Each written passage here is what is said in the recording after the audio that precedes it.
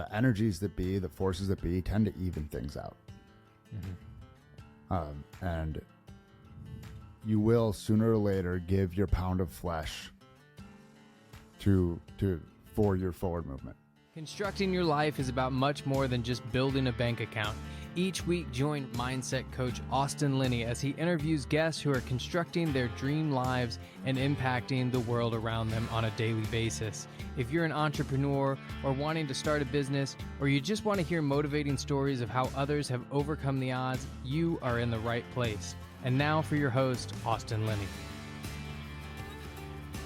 Guys, welcome back. We got Mr. Chase Tolleson in the house, and this is my scariest part, when the guest gets to pick the topic.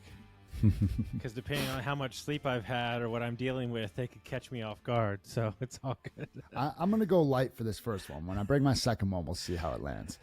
And this one, for your and I conversations, this may be a little down a different track, and I thought it was fitting for the people listening. I want to go with financial literacy. Oof. And yeah, This is perfect. Yeah, because people, like a lot of people and myself, I've been here, right? I was super fit and I was financially obese. And consumerism in America, because financial literacy, most people know, well, yeah, I spend less than I make.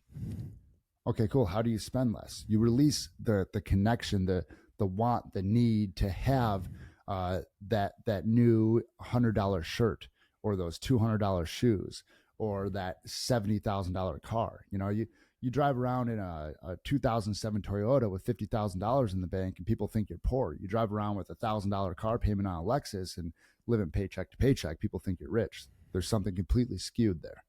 And when you can quell the need to project what other people might think about your wealth and create true security for you and yours, that's power to me. Wow. I love it. So here's the greatest thing. I already have, this is perfect because I came up with something 3 weeks ago that I'm going to talk about, but we're going to start here first. So the problem with financial literacy conversations is that we have inverted the conversation in the wrong direction. Okay. Mm-hmm. And hear me out. And I just thought of this when you were saying that. We're so focused on what we know and what we think. When it comes to financial literacy, it's about what you perceive and what you need people to perceive you of. That's the first conversation, right? Because here's a perfect example. I just saw an email the other day. Barely took a paycheck for 10 years, then sold his company for $90 million. Was he not a success in the first 9 years? Or was he only a success when he sold the money? The result, right? So the problem is that everybody wants to emulate financial literacy around the result. You know what Cassie said to me yesterday on our drive that was so amazing? She said, it's so weird that we say that guy has a lot of money. She goes, why wouldn't we say that guy has a lot of abundance? She goes, by saying he has a lot of money, you're saying he's above you. Yeah. But you could just say, oh, he has a lot of abundance in his life. And I was like, oh my God, what an amazing reframe. So it's more about the emotions that you have around and what you think people perceive you as before we even talk about, do you actually understand how money works, which is a whole different conversation. A whole different conversation. Because you know what money is, right? You know what money is, right? The entire world revolves around one basic rule. It's the simplest rule in the fucking entire world, and nobody knows it. It's called fucking arbitrage, okay? It's really not that complicated, guys. Okay, well, let me give you the simplest math. Blackstone has billions of dollars. So Blackstone gets its money for 2%, all right, from wherever the fuck it gets it from. Then lends it to my private equity group in Austin at the time at 6%. Then we sell it to investors at 10%. We're all making the delta. That's it. You know what money is? It's a refined resource. And people, this is a cool analogy I heard recently. If you're driving down the street and you're low on gas, do you get emotional about it? Of course. Oh my God. What? Yes, of course. Especially if you're in the middle of nowhere. Well, if you're in the middle of nowhere, but if there's a gas station right there, it's kind of like, okay, cool. I'm gonna pull over. I'm gonna get right. But if people get low in their bank account, they get super emotional. They get stressed. They get in this upregulated state. And for me, like, if you look at money, it's just, what's gas? It's a refined resource. It's a refined crude oil. money is yet another refined resource. And where do you get it? Where basically what you said, other people's bank accounts. Mm-hmm. And when we could simplify it to levers like that, then it okay, cool. We have those little tactical pieces, and then we go back to the psychology of it, like we were talking about. Well, what's great is this concept I came up with that I'm rebuilding my vision for my life for the next 10 years right now after everything that's happened, and I'm giving myself 6 months. Like I'm giving myself an entire 6 months to get as dialed in as like the coach I want to hire, where we're going to live, what kind of car I'm going to drive, where I'm going to focus my energy, like so serious, right? And it hit me perfectly. There's 3 types of money. And if I learned this as a 19-year-old, it would have changed my entire life. Okay? There's a short-term bucket, which is money that I can make in the next week or day. Where's that money coming from? Classify that money to me. Then there's mid-money, which mid-money is pops of cash, commission, sales of assets, etc., or owner distribute. Then you have long-term cash. So your long-term cash is equity that you own in a business or an asset that's going to pay you money over time on a compound scale, okay? So the game is to live off of your short-term money and your mid-term money until your long-term money shadows over short and mid, and then you're done. That's it. Yeah. Well, that's 100%. That's the plan. That's the framework right now. And I'll say this too: there will be L's. Like even with like financial literacy does not mean that you're only ever winning. It means you're getting up there and taking swings. Like for the listeners, like there's a good chance I'm losing 6 figures on a deal right now. And it's not a good chance. No, I'm trying to pitch it soft. Yeah. I lost 6 figures. You're trying to come down to a soft landing. Yeah. Mentally and figuratively, yes. Yes.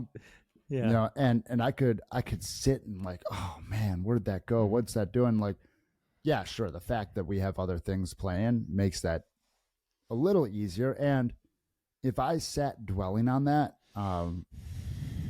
it would make it infinitely more difficult to have multiple 5-figure months of my business. So and pick up and carry on because here's the problem: you can lose something, and we all do. But what you're not paying attention to is by dwelling on it for multiple years, the opportunity cost you're losing in the next possibility. That's where people have it twisted. Oh, and let me do it different so it's easier for people to understand because money's a hard conversation. Oh, my ex-wife left me. All women hate me, and I'm never going to find somebody again. I've heard this a million times. And I go, wait, hold on. Did all women leave you, or did one woman leave you? Well, one woman. Yeah. Well, there's... Okay, so my question to you is, in a business situation, did all business deals that you were interacted in your entire career go bad, or did one bad deal go bad? Exactly. Did all money in the world disappear, or did some of your money go into somebody else's bank account? It's still out there. It's just in somebody else's coffers. I lost $35,000 in my first business, straight up. Lost it. Was still drinking at the time. Really having a rough go of it. I was in self-pity cyclone mode. And this is just when I started personal development, just when I got in a mastermind. And my buddy called me, and he said, hey, man, let me ask you a question.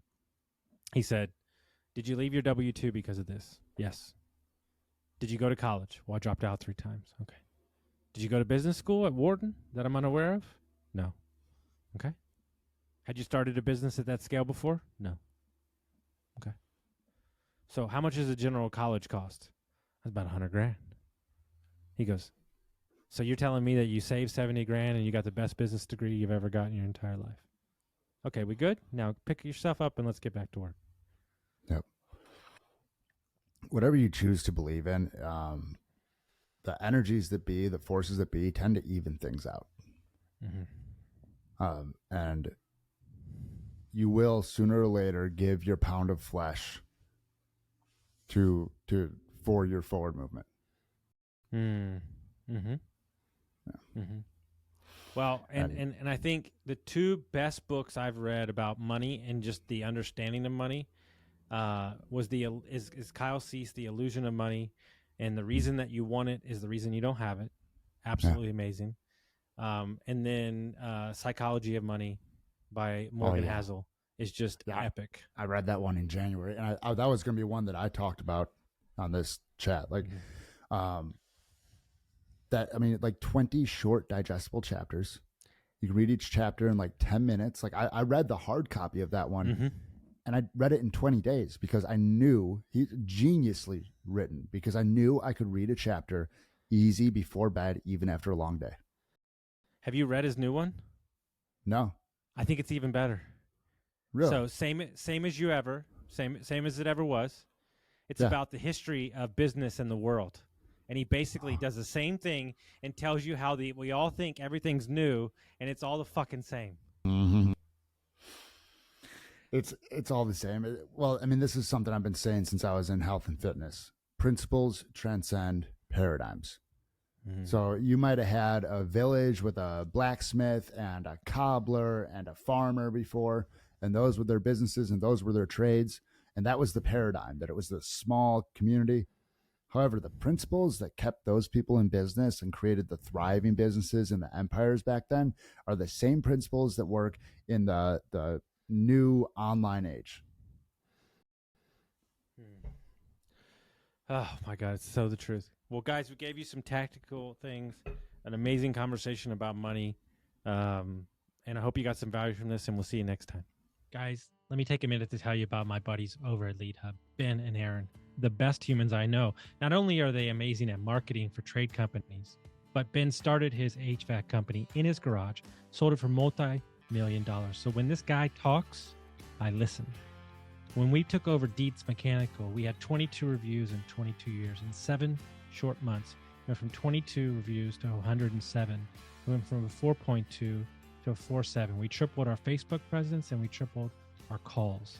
If you're an HVAC, plumbing, electric, landscaping company, and you're looking for a no BS approach to marketing, you're looking for people who have done it before, you got to go to leadhub.net